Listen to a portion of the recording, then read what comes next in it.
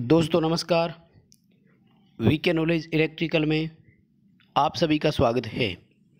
दोस्तों online test अपन ने start कर रखे थे और पेड टेस्ट की ये सीरीज चल रही थी। इलेक्ट्रिशियन थ्योरी के अब तक 21 टेस्ट हो चुके हैं और आज ये 22वां टेस्ट अपना हुआ है जो बेसिक इलेक्ट्रॉनिक्स से संबंधित था। और बेसिक इलेक्ट्रॉनिक्स के 3 या 4 टेस्ट होंगे जिनमें से ये टेस्ट नंबर 1 था। यानी बेसिक इलेक्ट्रॉनिक्स के 1, 2, 3 इस तरह से टेस्ट होंगे और ओवरऑल सीरीज जो है वो 22 नंबर टेस्ट हो चुका है। 23, 24, 25 ये सीरीज इस तरह से चलेगी। दोस्तों यदि आपने टेस्ट नहीं दिया तो इस वीडियो को आप लास्ट तक ज़रूर देखें, क्योंकि बेसिक इलेक्ट्रॉनिक्स से संबंधित आपको इस वीडियो में 50 महत्वपूर्ण प्रश्न सीखने को मिलेंगे। प्रत्येक प्रश्न का हम आपको कारण सहित उत्तर बताएंगे, पूरी तरह से व्याख्या करेंगे कि इसका ये उत्तर कैसे आया। इसलिए सभी क्वेश्चन को लास्ट तक आप ज़रूर देखें। और अब तक टॉपिक वाइज कुल 21 टेस्ट हो चुके हैं जिनकी प्लेलिस्ट में आपको सभी वीडियो मिल जाएगी। हिंदी और इंग्लिश दोनों भाषाओं में 50-50 प्रश्न होते हैं, इसलिए आप सभी टॉपिक वाइज वीडियोज़ को ज़रूर देखें। यदि आप कुछ कर पाना चाहते हैं तो उनसे नोट्स भी तैयार कर सकते हैं। दोस्तों आप चैनल पर नए हो तो आप हमारे चैनल को सब्सक्राइब ज़रूर करें। क्वेश्चन लास्ट तक देखना। यदि क्वेश्चन पसंद आए तो आप वीडियो को लाइक ज़रूर करना। क्वेश्चन का लेवल आपको कैसा लगा कमेंट करके आप हमें ज़रूर बताइएगा। वीडियो को लाइक करें, दोस्तों को शेयर ज़रूर करें। चलिए दोस्तों क्वेश्चन से शुरू करेंगे। आज का अपना क्वेश्चन नंबर 1 है कि पी टाइप पदार्थ में बहुसंख्यक वाहक कौन होते हैं। 2 तरह के मटेरियल होते हैं, पी टाइप, एन टाइप। इन्हीं में 2-2 तरह के कैरियर होते हैं, क्योंकि एक सेमीकंडक्टर में होल्स और मुक्त इलेक्ट्रॉन्स दोनों होते हैं। लेकिन एक इंट्रिंसिक और एक्सट्रिंसिक पदार्थ के बारे में बात करें तो पी टाइप और एन टाइप एक्सट्रिंसिक होते हैं और इनमें होल और मुक्त इलेक्ट्रॉन की मात्रा अलग अलग होती है। यानी एक इनमें माइनॉरिटी और एक इनमें मेजॉरिटी की तरह होता है। एक पी टाइप पदार्थ में होल्स जो होते हैं ये मेजॉरिटी में होते हैं, यानी बहुत अधिक संख्या में होते हैं, जबकि मुक्त इलेक्ट्रॉन कम संख्या यानी माइनॉरिटी में होते हैं। अभी अपने क्वेश्चन का आंसर बी रहेगा, होल्स। मान लीजिए कि ये क्वेश्चन अपना होता कि पी टाइप पदार्थ में माइनॉरिटी कौन है, अल्पसंख्यक वाहक कौन है, तो अपना उत्तर होता ए, मुक्त इलेक्ट्रॉन्स। दोस्तों इसी प्रश्न में आपको 4 क्वेश्चन बताने जा रहा हूँ, ध्यान से समझिएगा। यदि क्वेश्चन होता एन टाइप में मेजॉरिटी, तब भी अपना उत्तर ए होता, मुक्त इलेक्ट्रॉन की संख्या।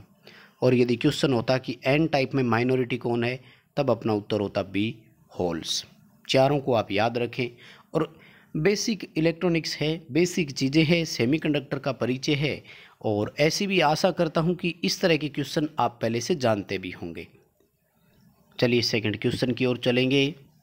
क्वेश्चन नंबर 2 है कि 100 वोल्ट और 50 हर्ट्ज एसी इनपुट वाले सेंटर टिप ट्रांसफार्मर की फुल वेव रेक्टिफायर में प्रत्येक डायोड की पीआईवी रेटिंग कितनी होगी।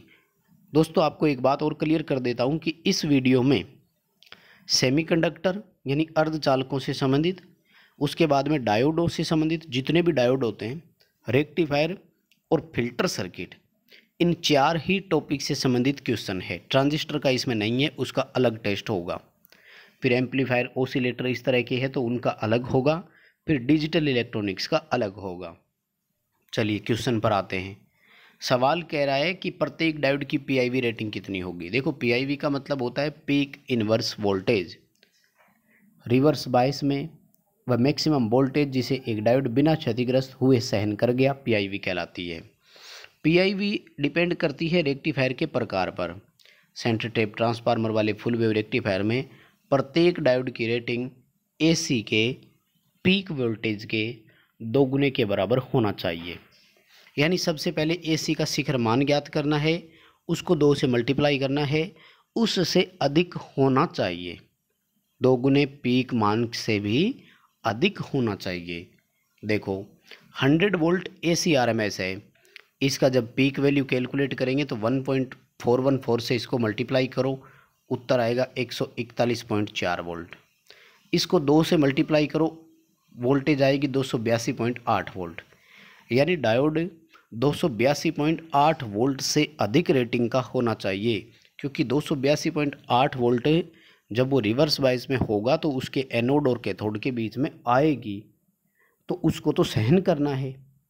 282 से ऊपर का ऑप्शन ही एक ही है, 300 वोल्ट, इसलिए हम 300 वोल्ट कर देंगे, क्योंकि 282.8 वोल्ट तो उसके सिरों पर आना है, इसको तो सहन करना है, तो इससे अधिक होगी तभी सहन कर पाएगा, राइट। तो अपना इसका आंसर बी रहेगा, सी रहेगा 300 वोल्ट। नेक्स्ट क्वेश्चन है कि रिवर्स बायस में एक डायोड में वोल्टेज के पूर्व निर्धारित मान पर धारा प्रवाह प्रारंभ हो जाता है, उसे क्या कहते हैं। दोस्तों, रिवर्स बायस में डायोड में से धारा प्रवाह होता है और इसे कहते हैं डायोड का ब्रेकडाउन हो जाना। डायोड का ब्रेकडाउन दो तरह से होता है, एक को बोलते हैं जिनर ब्रेकडाउन, दूसरे को बोलते हैं एवलांचे ब्रेकडाउन। जिनर ब्रेकडाउन हमेशा पूर्व निर्धारित मान पर ही होता है, जो प्री डिटरमाइन होता है, पहले से निश्चित किया हुआ होता है, और ये बाहर की रिक्वायरमेंट के अनुसार होता है। लोड को जितने वोल्ट की आवश्यकता है, जिनर ब्रेकडाउन का मान भी उतना ही रखते हैं। तो जो निर्धारित मान पर ब्रेकडाउन होता है उसे जिनर ब्रेकडाउन कहते हैं। हाँ, यदि ये होता कि रिवर्स बायस में किसी भी वोल्टेज पर प्रारंभ हो सकती हो, उसे एवलांचे ब्रेकडाउन कहते हैं। वैसे सामान्यतः जिनर ब्रेकडाउन जो है वो 5 से 6 वोल्ट के बीच में हो जाता है, जबकि एवलांचे ब्रेकडाउन 6 वोल्ट से अधिक पर होता है। दोनों क्वेश्चन आप याद रखें और आशा करते हैं कि दोनों क्वेश्चन अच्छे हैं, समझ में भी आए होंगे। नेक्स्ट अपना क्वेश्चन है कि एक एलईडी में दृश्य प्रकाश किस क्षेत्र से निकलता है, कौन से फील्ड से निकलता है। दोस्तों, पूरा नाम होता है लाइट इमिटिंग डायोड। एक ऐसा डायोड है जिसको फॉरवर्ड बायस में वोल्टेज देने पर वो प्रकाश उत्पन्न करने लग जाता है। दोस्तों, याद रखें, एलईडी जिस तरह से फॉरवर्ड बायस में होने पर प्रकाश देता है, उसी तरह से फोटो डायोड रिवर्स बायस होने पर प्रकाश किरणें लेकर के प्रचालित होता है।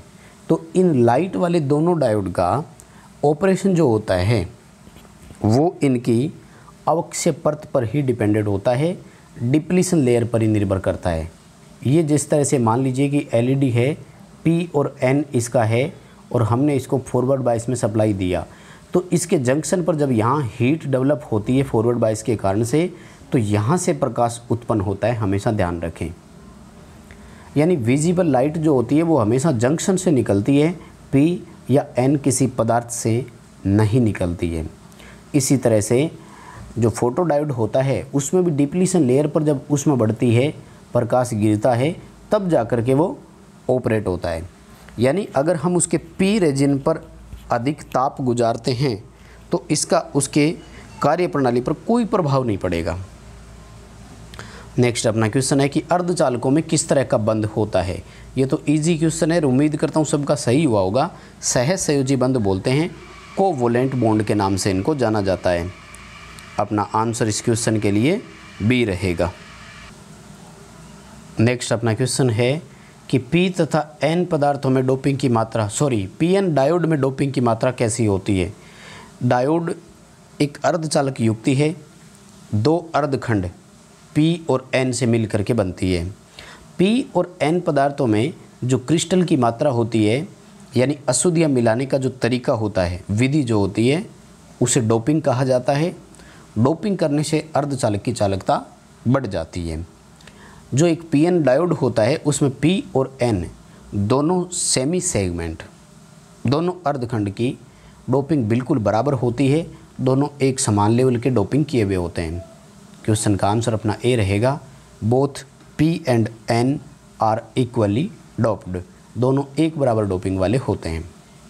नेक्स्ट अपना क्वेश्चन है, सामान्य ताप पर एन प्रकार के अर्धचालक में डोनर अशुद्धि किस तरह से होती है। देखो, दो तरह के मटेरियल बनते हैं, एन टाइप और पी टाइप, ठीक है। डोनर अशुद्धि का मतलब होता है कि ये सिलिकॉन और जर्मेनियम को जो है संयोजी इलेक्ट्रॉन देते हैं।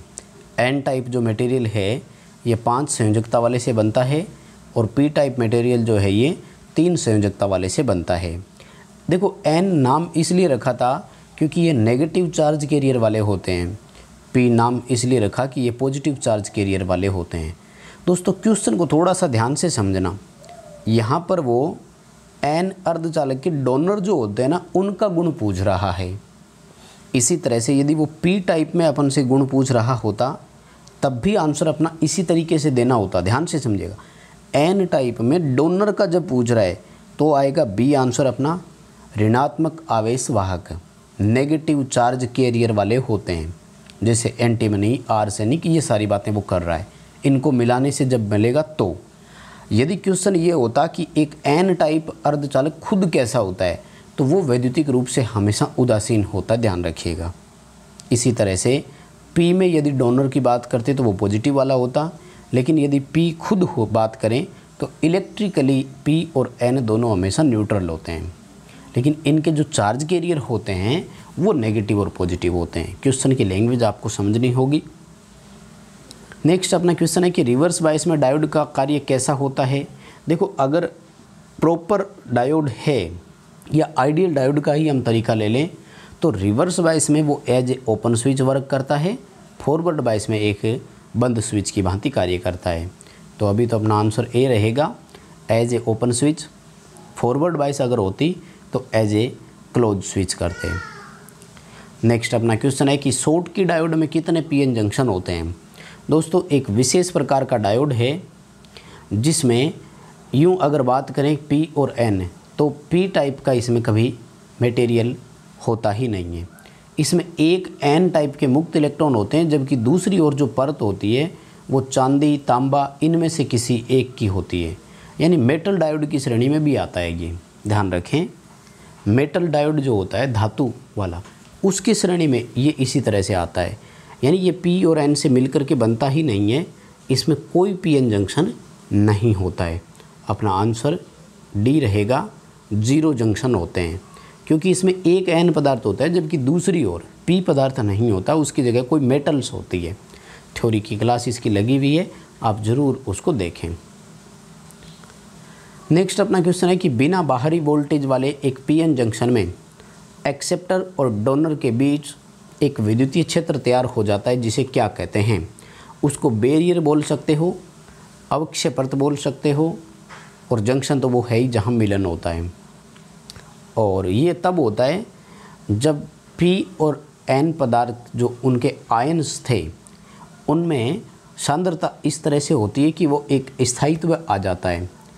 यानी पी साइड पर इलेक्ट्रॉन आ जाते हैं और एन साइड पर होल्स आ जाते हैं, और ये एक स्थायी प्रकृति तैयार करते हैं, स्टेबल हो जाते हैं, जिसको हम अवक्षय परत या बैरियर कहा जाता है।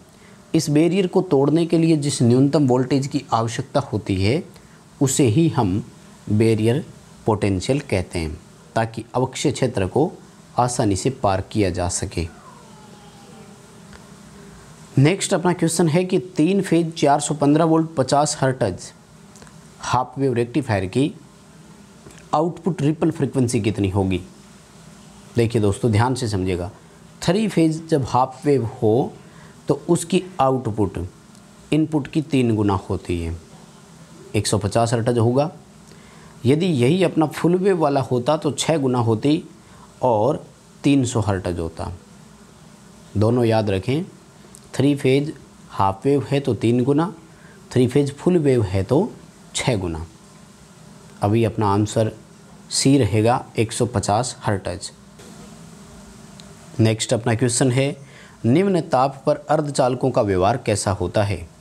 दोस्तों, अर्धचालकों में जो तापमान गुणांक होता है वो NTC होता है, नेगेटिव टेम्परेचर कोफिशिएंट होता है। यानी जब टेम्परेचर बढ़ता है तो इनका प्रतिरोध घटता है और इनकी चालकता बढ़ती है। ताप बढ़ने पर इनकी चालकता बढ़ती है। यानी सामान्य ताप या निम्न ताप की हम बात करें तो उस समय इनका प्रतिरोध बहुत अधिक होता है और ये एक अचालक की भांति कार्य करते हैं, कुचालक की भांति कार्य करते हैं। बेड कंडक्टर ऑप्शन रहेगा और इंसुलेटर ऑप्शन होता तो वो कर सकते हो आप। अचालक या कुचालक में से कोई भी ऑप्शन आ जाए। ताप बढ़ने पर चालकता बढ़ती है, तो जब निर्धारित मान से अधिक ताप जाता है तो ये चालक बन जाते हैं। नेक्स्ट क्वेश्चन है कि जब इंट्रिंसिक अर्धचालक में बोरोन को जोड़ा जाता है और जब बिस्मथ को जोड़ा जाता है तो निम्न में से किस प्रकार के अर्धचालक पदार्थ बनते हैं। देखो अपने पास इंट्रिंसिक के रूप में सिलिकॉन और जर्मेनियम है, जिनके पास संयोजी इलेक्ट्रॉन 4 होते हैं। इनमें हम या तो 3 संयोजकता वाली अशुद्धि या 5 संयोजकता वाली अशुद्धि मिलाते हैं। 3 संयोजकता वाली मिलाते हैं तो P बनता है, 5 वाली जब मिलाते हैं तो N बनता है। त्रिसंयोजी में आता है इंडियम, गैलियम और बोरोन, एल्यूमिनियम भी आता है इसमें। और पंचसंयोजी में आता है एंटीमनी, आर्सेनिक, बिस्मथ और फास्फोरस, राइट।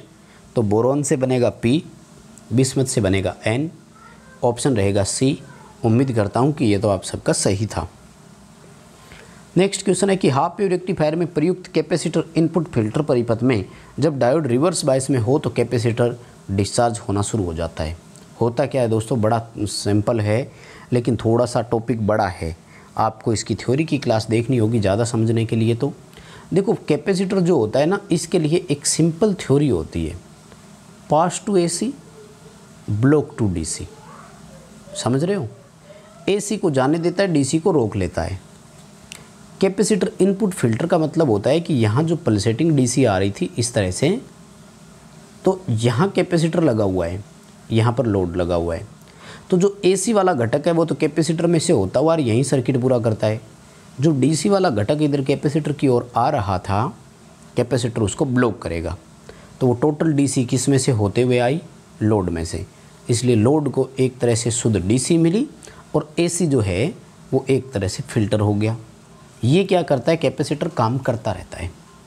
लेकिन कैपेसिटर को तो जब डायोड फॉरवर्ड में हो उसी दौरान सप्लाई मिली ना, जब सप्लाई मिलती है तो आवेशित होता है। जैसे डायोड रिवर्स में आया ना, तो अब ये खुद एज ए वोल्टेज सोर्स हो गया और अब ये फिर से डिस्चार्ज होना शुरू हो जाता है। यानी जब डायोड फॉरवर्ड में हो तब तो वो चार्ज होता है, जब डायोड रिवर्स में हो तो वो डिस्चार्ज होता है। यानी as a voltage source capacitor खुद वोल्टेज सोर्स के रूप में वर्क करने लग जाता है और वो डिस्चार्ज होने लग जाता है। नेक्स्ट अपना क्वेश्चन है कि फिल्टर परिपथ का प्रकार जिसमें एक निश्चित मान की फ्रीक्वेंसी को तो जाने दिया जाता है, अन्य सभी को रोक दिया जाता है। देखो विशेष मान को ही जाने दिया जा रहा है। मान लीजिए अपने ये लेते हैं फ्रीक्वेंसी और ये लेते हैं कि उसको हमने पास किया कि ब्लॉक किया। ये क्या कह रहा है, विशेष मान वाली को जाने देता है, अन्य सभी को रोक रहा है। इसका मतलब क्या हुआ कि जब फ्रीक्वेंसी कम थी तो भी नहीं जाने दिया, बढ़ने लगी तो पास होने दिया, पास होने दिया, लेकिन और ज़्यादा जब बढ़ने लगी तो फिर से रोकने लग गया। ये सिचुएशन थी। यानी यहाँ भी उसने स्टॉप कर दिया, यहाँ भी स्टॉप कर दिया, जबकि यहाँ केवल और केवल पास किया है। जिस बीच वाले हिस्से में पास कर रहा है इस हिस्से को बोलते हैं बैंड। यानी ये बैंड पास प्रकार का फिल्टर होगा। जो बैंड इस अपनी रेंज में, यानी इस बैंड में अगर फ्रीक्वेंसी है तब तो पास कर रहा है, अन्य सभी को ब्लॉक कर रहा है। बैंड स्टॉप के लिए कैसे रहता, बैंड स्टॉप के लिए ऐसे रहता कि पहले जाने दिया लेकिन बहुत ज़्यादा बढ़ी तो रोक लिया, फिर बढ़ी तो फिर क्या हुआ, वापस स्टार्ट हो गया। यानी एक बैंड में तो रोक लिया, बाकी सभी में पास होने दिया, तो इसको बोलते हैं बैंड स्टॉप। अभी अपना आंसर ए रहेगा, बैंड पास फिल्टर है, ठीक है। और वैसे भी ध्यान रखो बैंड पास फिल्टर है, इसके पास 2 स्टॉप होते हैं, हमेशा ध्यान रखना 2 स्टॉप होते हैं, पास एक है। और बैंड स्टॉप जो है ना, इसके पास में क्या होता है कि 2 पास होते हैं, 1 स्टॉप होता है। यानी बैंड को स्टॉप कर रहा है, उससे पहले को भी जाने देगा, उसके बाद को भी जाने देगा। बैंड पास, बैंड को पास कर रहा है, जो बीच में फ्रीक्वेंसी है उससे पहले वाली को भी रोक रहा है, उससे बाद वाली को भी रोक रहा है। नेक्स्ट अपना क्वेश्चन है, निम्न में से कौन सा अर्धचालक इंट्रिंसिक पदार्थ है। इंट्रिंसिक वो होते हैं जो बिल्कुल शुद्ध अवस्था में हो, सिलिकॉन और जर्मेनियम आएगा। एक्सट्रिंसिक पूछा होता अगर इसी क्वेश्चन में, अशुद्धि युक्त कौन से है, तो ए आता, P टाइप और N टाइप। 3 संयोजकता वाली ट्राइवोलेंट इम्प्योरिटी कौन है, इंडियम गैलियम हो जाता। पेंटावोलेट 5 संयोजकता वाली इम्प्योरिटी कौन है, D हो जाता, एंटीमनी आर्सेनिक। साथियों 4 क्वेश्चन हो गए इसमें। जिन भाई लोगों का बेसिक इलेक्ट्रॉनिक्स पूरी तरह से कवर नहीं है ना, वो इसी तरह के क्वेश्चन पढ़ें। यार उम्मीद कर रहा हूँ अपना बहुत अच्छे से समझाए है। नेक्स्ट क्वेश्चन है, इसके जंक्शन पर जब प्रकाश द्वारा ऊष्मा बढ़ती है तो रिवर्स बायस में भी धारा का प्रवाह प्रारंभ हो जाता है। इस डायोड को हम फोटो डायोड कहते हैं। मैं बात कर रहा था इसी डायोड की। ये भी एक एलईडी की भांति ही होता है, पी और एन ही मटेरियल होते हैं, लेकिन इसमें क्या होता है, रिवर्स बायस होती है। और यहाँ इसके जंक्शन पर हीट डाली जाती है प्रकाश के माध्यम से। जैसे ही प्रकाश गिरता है तो उसमें बढ़ती है, उसमें बढ़ती है तो रिवर्स बायस में प्रचालित हो जाता है। एलईडी में क्या था, यही सेम चीज़ थी, फॉरवर्ड में जुड़ता है, फॉरवर्ड में जुड़ता है तो जंक्शन पर उसमें अपने आप बढ़ती है, अपने आप बढ़ती है तो प्रकाश उत्पन्न करने लग जाती थी। ये प्रकाश लेकर के हीट बढ़ाता है, इसलिए रिवर्स में चल पड़ा।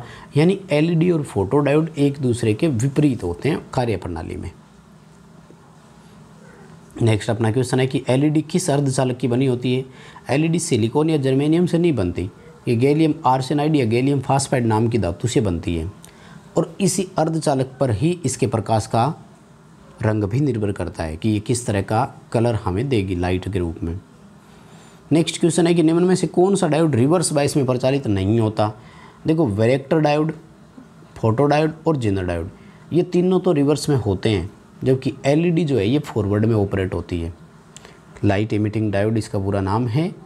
फॉरवर्ड बायस में सप्लाई जब देंगे तो जंक्शन पर ऊष्मा बढ़ती है और ये प्रकाश उत्पन्न करने लग जाती है। नेक्स्ट क्वेश्चन है कि निम्न में से ट्राइवोलेंट इम्प्योरिटी नहीं है, त्रिसंयोजी नहीं है, एंटीमनी नहीं है। क्यों? ये पंचसंयोजी है, एन टाइप मटेरियल के लिए काम आती है। बोरोन, इंडियम, गैलियम, ये तीनों के तीनों त्रिसंयोजी है और पी टाइप मटेरियल के लिए ये इम्प्योरिटी के रूप में वर्क करती है। नेक्स्ट अपना क्वेश्चन है, जेनर डायोड का उपयोग हमेशा कैसे करते हैं। जेनर डायोड के बारे में जितनी बातें आप याद रख सकते हैं दोस्तों ज़रूर रखें, क्योंकि सबसे इम्पोर्टेंट डायोड है जिसके एग्ज़ाम में क्वेश्चन के 100% चांसेज होते हैं, 100%। जेनर डायोड को एक वोल्टेज रेगुलेटर के रूप में उपयोग करते हैं। ये आउटपुट में हमेशा नियत वोल्टेज प्रदान करता है और जब वोल्टेज कंट्रोल करने के लिए उपयोग किया जाता है तो इसको हमेशा रिवर्स बायस में प्रचालित किया जाता है। इसके लिए आवश्यक वोल्टेज भार के सिरों पर आवश्यक वोल्टेज के हमेशा बराबर होती है। नेक्स्ट अपना क्वेश्चन है कि सिलिकॉन डायोड का बैरियर पोटेंशियल और फॉरबिडन ऊर्जा का मान कितना होता है। देखो, बैरियर पोटेंशियल तो होता है कि उस अवक्षय परत को तोड़ने के लिए जिस विभवांतर की आवश्यकता होती है। फॉरबिडन ऊर्जा होती है कि जो उसका एनर्जी गैप होता है उसको भरने के लिए, क्योंकि प्रत्येक मटेरियल में 3 कंस्ट्रक्शन होती है, चालन बैंड, ऊर्जा गैप और संयोजी बैंड। संयोजी बैंड से चालन बैंड में जब इलेक्ट्रॉन प्रवेश करते हैं तब जाकर के धारा प्रवाह प्रारंभ होता है और इसके लिए उसको एनर्जी गैप को पार करना होता है, जो कि पदार्थ में प्राकृतिक रूप से होता है। जैसे चालकों में नहीं होता है, ये गैप बिल्कुल शून्य होता है। अचालकों में बहुत बड़ा होता है, अर्धचालकों में छोटा होता है। तो अपना आंसर तो सी रहेगा। सिलिकॉन डायोड के लिए बैरियर पोटेंशियल का मान 0.7 वोल्ट है। फॉरवर्ड बायस में जोड़ करके एक सिलिकॉन के डायोड को जब 0.7 या इससे अधिक वोल्टेज देते हैं तब धारा प्रवाह प्रारंभ हो जाता है और 1.12 इलेक्ट्रॉन वोल्ट इसका फॉरबिडन ऊर्जा का मान रहता है। यदि यही क्वेश्चन जर्मेनियम के लिए होता ना तो अपना आंसर बी हो जाता, 0.3 वोल्ट और 0.72 इलेक्ट्रॉन वोल्ट। अगला अपना क्वेश्चन है कि हाफ वेव रेक्टिफायर की औसत आउटपुट वोल्टेज कितनी होती है। हाफ वेव रेक्टिफायर में जो आउटपुट डीसी की औसत होती है वो 0.318 इंटू ACRMS होता है। तो 0.318 को यदि प्रतिशत में कन्वर्ट करेंगे तो कितना होगा, 31.8% होगा। क्वेश्चन का आंसर अपना ए होगा। यदि फुल वेव रेक्टिफायर के लिए होता तो 63.6% हो जाता। यदि RMS प्रतिशत पूछा होता तो 45% हो जाता, क्योंकि 0.45 इंटू VRMS होता है हाफ वेव के लिए। नेक्स्ट अपना क्वेश्चन है, PN डायोड में जंक्शन की चौड़ाई कितनी होती है, या यूँ कहें कि अवक्षय परत की चौड़ाई कितनी होती है। 3-4 लाइनें याद रखना इसके बारे में। 10⁻⁻4 सेंटीमीटर, 10⁻⁻6 मीटर और 1 माइक्रोमीटर, क्योंकि 10⁻⁻6 को ही तो 1 माइक्रोमीटर बोलते हैं, बात तो एक ही है। तो ए ऑप्शन कर देंगे अपने तो इसका 1 माइक्रोमीटर।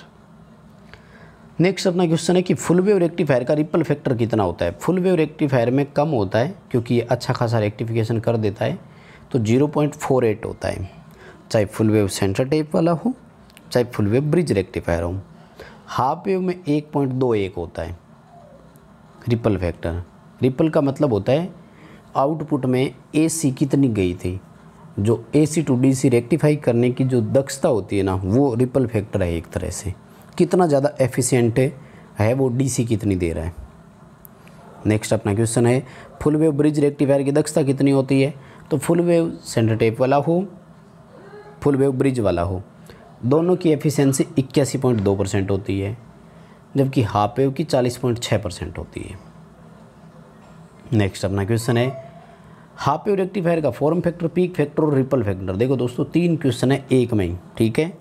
तो जो फॉर्म फैक्टर होता है वो 1.57 होता है, पीक फैक्टर 2 होता है और रिपल फैक्टर 1.21 होता है। भाई लोगों 3 क्वेश्चन है, याद रखें, बहुत इंपॉर्टेंट है तीनों ही, ठीक है। अब आ जाओ फुल वेव पर। तो फुल वेव के लिए होता B option, form factor 1.11, peak factor 1.414 और रिपल फैक्टर 0.48। 2 क्वेश्चन हो गए हैं एक में ही, और 2 क्या वैसे 3 और 3 6 क्वेश्चन हो गए एक ही क्वेश्चन के हिसाब से। अगला क्वेश्चन अपना कि जिनर डायोड का उपयोग हम क्यों करते हैं। तो जिनर डायोड का उपयोग हम कांस्टेंट वोल्टेज लेने के लिए करते हैं हमेशा, और जब वोल्टेज को नियत रखना है तो भार के अकॉर्डिंग धारा में ये चेंजेज करता है, यानी परिवर्तन धारा और स्थिर वोल्टेज एक जिनर डायोड से प्राप्त होती है। अगला अपना क्वेश्चन है कि सिलिकॉन में कितने परमाणु होते हैं। सिलिकॉन जो है इसका परमाणु क्रमांक 14 होता है, जर्मेनियम का 32 है, तांबे का 29 है, और यदि इसमें मुक्त इलेक्ट्रॉन की संख्या पूछी होती तो 4 कर देते, ठीक है। फ्री इलेक्ट्रॉन या संयोजी इलेक्ट्रॉन की संख्या होती तब तो उत्तर आता 4। नेक्स्ट अपना क्वेश्चन है ऊर्जा बैंड के संबंध में एक अर्धचालक में संयोजी बैंड और चालन बैंड में क्या क्या पाया जाता है। देखो संयोजी बैंड में इलेक्ट्रॉन कितने होते हैं, 4 अर्धचालक में। अब यदि 8 हो तो किसी की कक्षा पूर्णतः मानी जाती है, इसलिए आधा हिस्सा इसमें आ गया तो इसको लगभग भरा हुआ माना जाता है। चालन बैंड को फिर लगभग खाली बोल दिया जाता है। ए ऑप्शन रहेगा। संयोजी बैंड लगभग भरा हुआ, चालन बैंड यानी कंडक्शन वाला बैंड जो है ये लगभग खाली होता है। नेक्स्ट अपना क्वेश्चन है निम्न में से कौन सी यूनिपोलर डिवाइस है। देखो यूनिपोलर बाईपोलर का डिसाइड यहीं से होता है कि जिनमें होल और मुक्त इलेक्ट्रॉन दोनों हो ना, वो तो है बाईपोलर, और दोनों में से एक हो तो वो है यूनिपोलर। और अब देखो जो शॉर्ट की डायोड है ना, इसमें केवल एन ही होता है, इस साइड कौन होता है, मेटल होता है। होल आया क्या, नहीं, तो शॉर्ट की डायोड यूनिपोलर डिवाइस है, क्योंकि इसमें किसी एक तत्व के कारण ही धारा प्रवाह हो रहा है, और वो कौन है, यहाँ पर मुक्त इलेक्ट्रॉन है। तो इसमें होल तो आए ही नहीं ना, एक साइड इसमें मेटल होता है। जबकि देखो PN junction, zener diode, tunnel diode, इन सब में क्या होता है, होल मुक्त इलेक्ट्रॉन दोनों होते हैं। नेक्स्ट अपना क्वेश्चन है कि निम्न में से कौन सा एक सक्रिय घटक नहीं है। एक्टिव घटक वो होते हैं जिन पर ओम और किरचॉफ का नियम लागू नहीं होता, और जो इलेक्ट्रॉनिक्स में उपयोग में लेते हैं। तो रजिस्टर जो है ना, ये इलेक्ट्रॉनिक्स में काम तो बहुत आता है, लेकिन ये है पैसिव प्रकार का, क्योंकि इस पर ओम और किरचॉफ के नियम लागू होते हैं। ट्रांजिस्टर, वैक्यूम ट्यूब और डायोड, इनमें ओम और किरचॉफ के नियम अप्लाई नहीं होते, और ये तीनों एक्टिव युक्ति, सक्रिय युक्ति की श्रेणी में आते हैं।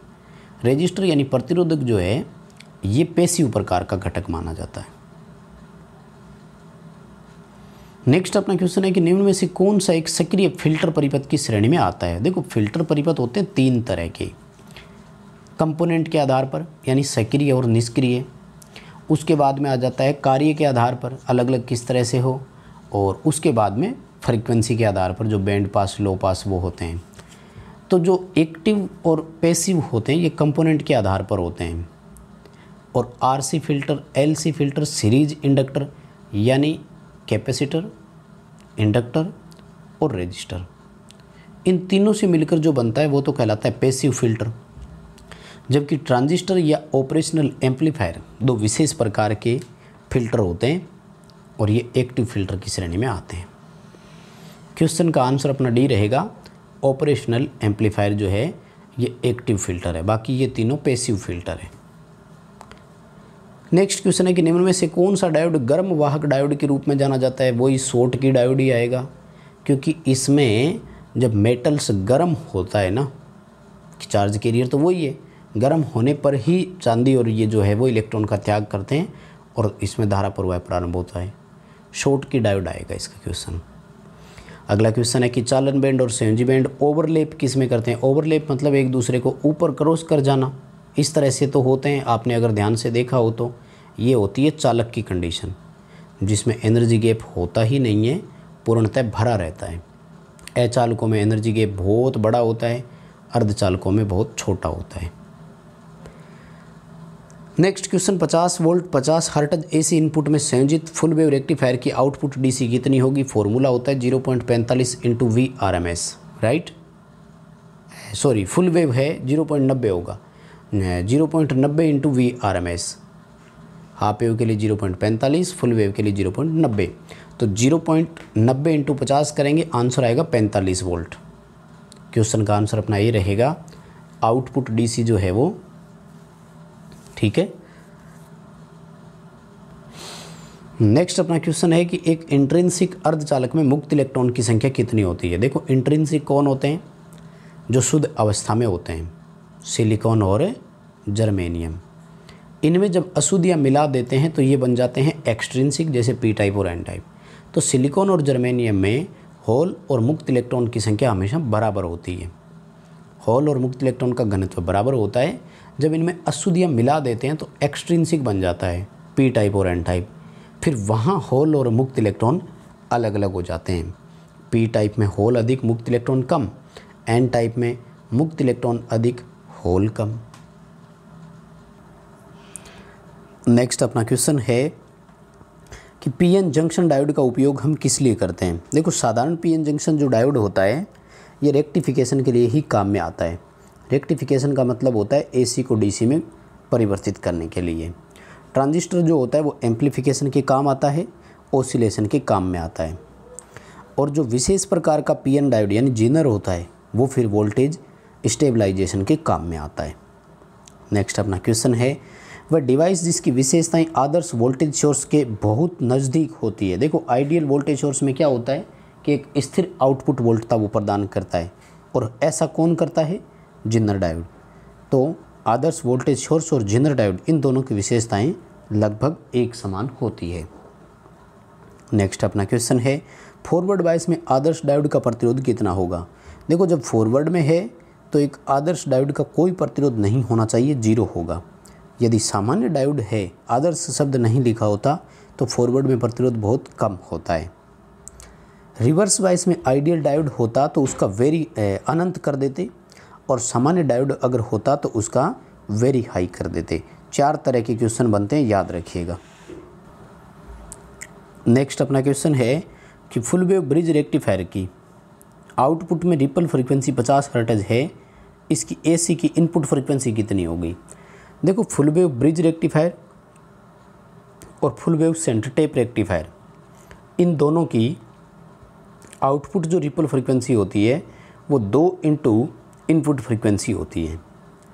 इसका मतलब जो इनपुट है वो आउटपुट की जस्ट हाफ होती है, यानी 50 हर्ट्ज आउटपुट में दे रहा है, इसका मतलब इनपुट में इसमें कितना था? 25 हर्ट्ज होगा। क्वेश्चन का आंसर अपना सी रहेगा। भाई, आउटपुट दे करके इनपुट पूछा गया था। हाँ, यदि ये 50 हर्ट्ज इनपुट होती और आउटपुट पूछा होता तो 100 हर्ट्ज आंसर करते, लेकिन हमें तो 50 हर्ट्ज इनपुट ही दिया हुआ है, आउटपुट ही दिया हुआ है, इनपुट पूछा है, तो इनपुट आधा होता है, हाफ के बराबर होता है, 25 हर्ट्ज आएगा। हाँ, यदि ये हाफ वेव रेक्टिफायर होता तो उसमें इनपुट और आउटपुट की रिपल फ्रीक्वेंसी बराबर होती है, और तब उत्तर अपना ए होता 50 हर्ट्ज। नेक्स्ट क्वेश्चन है कि निम्न में से कौन सा डायोड परिवर्तित कैपेसिटर के समान है? वेरिएबल कैपेसिटर वेरेक्टर डायोड का ही नाम है। एक विशेष प्रकार का डायोड है जिसकी वोल्टेज को रिवर्स बायस में परिवर्तित करके हम इसके धारिता यानी जंक्शन कैपेसिटेंस को परिवर्तित कर लेते हैं। यानी ये एक तरह का कैपेसिटर ही है, इलेक्ट्रॉनिक परिपथों में यूज होता है। नेक्स्ट अपना क्वेश्चन है कि जब P और N पदार्थों के डोपिंग की मात्रा बढ़ाई जाएगी तो अक्षय परत की चौड़ाई पर क्या फ़र्क पड़ता है। देखो, डिप्लीशन लेयर कितना बनेगा ये इसी बात पर डिपेंड करता है कि डोपिंग है कितनी। जितनी ज़्यादा डोपिंग होगी अक्षय परत उतना ही कम बनेगा, उतना ही छोटा बनेगा। ए होगा। यदि डोपिंग की मात्रा बढ़ती है तो अक्षय परत घट जाती है, घट करके छोटी हो जाती है, कम हो जाती है। अगला अपना क्वेश्चन है कि पीएन डायोड किस प्रकार की युक्ति है। देखो, एनोड और कैथोड नाम के दो सिरे होते हैं इसमें। याद रखें, जिस युक्ति में एनोड कैथोड सिरा होता है वो हमेशा एक दिशीय होती है। उसमें करंट एनोड से कैथोड की ओर ही जाएगा, ये श्योर होता है हमेशा। कैथोड से एनोड की ओर कभी नहीं आएगा, इसलिए द्विदिशीय हो ही नहीं सकती। सी ऑप्शन रहेगा, यूनिडायरेक्शनल डिवाइस। अगला क्वेश्चन है कि अर्धचालक में विद्युतीय क्षेत्र के प्रभाव के कारण आवेशवाहकों की गति ड्रिफ्ट कहलाती है। इलेक्ट्रिक फील्ड जिसको बोलते हैं ना, विद्युत क्षेत्र के कारण, जिसको अपन FET भी बोलते हैं, फील्ड इफेक्ट ट्रांजिस्टर, तो ये प्रक्रिया ड्रिफ्ट कहलाती है। और होल और मुक्त इलेक्ट्रॉनों के पुनर्मिलन के कारण जब धारा प्रवाह होता है तो ये प्रक्रिया डिफ्यूजन कहलाती है। जैसे अपने शॉर्ट की डायोड है तो उसमें ड्रिफ्ट ही होगा, जबकि जेनर डायोड या PN डायोड है तो उनमें डिफ्यूजन कहलाएगा, क्योंकि होल मुक्त इलेक्ट्रॉन दोनों मिलने के बाद धारा प्रवाह प्रारंभ होता है। नेक्स्ट अपना क्वेश्चन है कि बिना ट्रांसफार्मर के यदि हमें फुल वेव रेक्टिफिकेशन लेना हो तो कितने डायोड लगाने पड़ेंगे। 4, क्योंकि बिना ट्रांसफार्मर वाले फुल वेव रेक्टिफायर को हम बोलते हैं ब्रिज रेक्टिफायर, और ब्रिज रेक्टिफायर में कितने होते हैं, 4। यदि ट्रांसफार्मर के साथ फुल वेव रेक्टिफिकेशन लेना होता तो 2 डायोड होते हैं, और ट्रांसफार्मर के साथ हाफ वेव रेक्टिफाई करना होता तो 1 डायोड होता। नेक्स्ट क्वेश्चन है कि नकारात्मक ढलान क्षेत्र यानी नेगेटिव स्लोप रीजन में एक टनल डायोड की जब फॉरवर्ड वोल्टेज बढ़ाते हैं ना, तो अब दोस्तों इसके लिए आपको थ्योरी की क्लास देखनी पड़ेगी भाई, ठीक है ना। एक वोल्टेज के साथ मान बढ़ता है, फिर एक पीक वैल्यू आती है, उसके बाद यदि फॉरवर्ड वोल्टेज का मान और बढ़ता है ना, तब भी टनल डायोड में धारा घटती ही है, और एक वैली पॉइंट आ जाता है जिसके बाद मान बढ़ना फिर शुरू हो जाता है। ए ऑप्शन रहेगा। जब नेगेटिव स्लोप रीजन में होता है ना, तो आप फॉरवर्ड में कितनी भी वोल्टेज बढ़ा दो, टनल डायोड में धारा घटती ही है, कम ही होगी। नेक्स्ट क्वेश्चन है कि LED के प्रकाश का रंग इस बात पर निर्भर करेगा कि उसके निर्माण में हमने सेमीकंडक्टर मटेरियल कौन सा लिया है। LED ग्रीन, रेड, येलो अलग अलग रंगों में आपको मिल सकती है, जो कि सेमीकंडक्टर मटेरियल पर डिपेंडेंट होती है। क्वेश्चन का आंसर अपना सी रहेगा। नेक्स्ट क्वेश्चन है कि P प्रकार का अर्धचालक होता है। अब देखो वो क्वेश्चन आ गया। यदि P टाइप और N टाइप मटेरियल खुद के बारे में पूछते हैं तो वो इलेक्ट्रिकली न्यूट्रल ही होंगे, जबकि P प्रकार की डोनर की बात अगर कर लेता ना यहाँ पर, तो वो पॉजिटिवली चार्ज होती। नेक्स्ट क्वेश्चन है कि फिल्टर परिपथ में कैपेसिटर का काम क्या है। कैपेसिटर का काम है फिल्टर करना।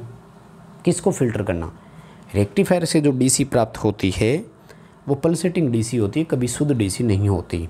इसलिए हम फिल्टर परिपथ का उपयोग करके पल्सेटिंग DC को शुद्ध DC में परिवर्तित करते हैं, और वहाँ पर उस कैपेसिटर का काम होता है रेक्टिफाइड आउटपुट से रिपल्स को दूर करना।